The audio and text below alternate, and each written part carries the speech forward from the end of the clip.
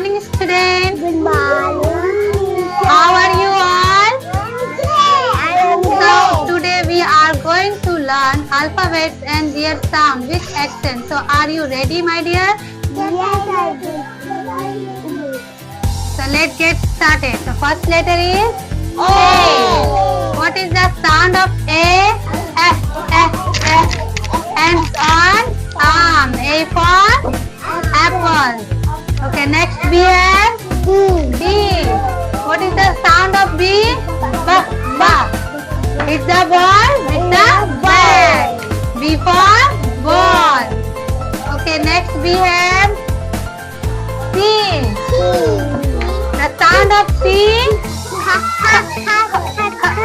C for cat. Okay, all right. Okay, next we have D. The sound of D. D, D, D. D for drum. So excellent. This is for today's lessons. We will learn more letters and their sound in our next class. Okay, bye bye.